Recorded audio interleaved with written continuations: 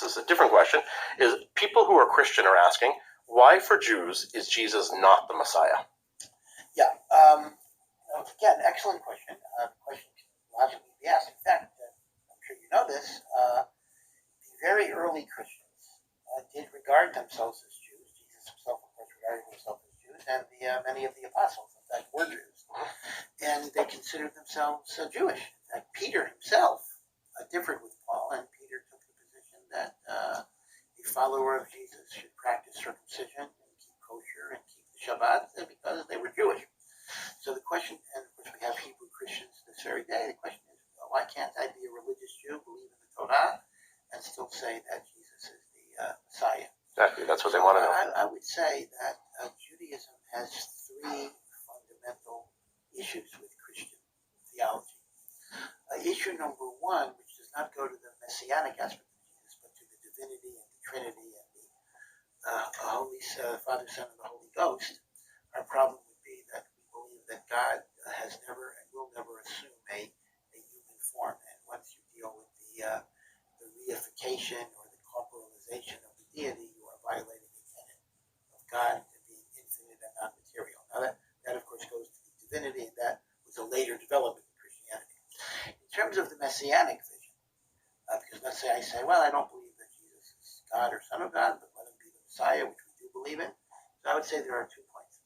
Point number one is that classical Jewish literature does not accept the notion of a second coming, and that is once the Messiah reveals himself, he will accomplish a designated mission of getting the Jews back to Israel, rebuilding the temple, and hopefully establishing world peace.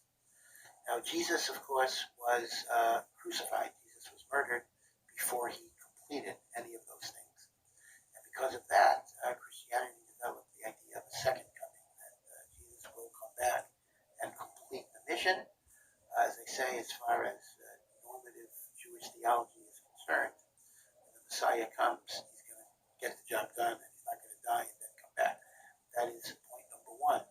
Point number two, which is actually a more important point, is, and again, I'm not going to get into the debate whether Jesus said it or the apostles or later people said it, but the notion that of the New Testament, the notion that God has abrogated his covenant with Israel, and that God has replaced the Sinaitic revelation with justification by faith, which is really Paul's innovation. Paul created the idea that one gets redemption not by works, but by faith. That's called justification by faith. That is a theological postulate that is absolutely inconsistent with the eternity of the Torah and the divinity of the Torah.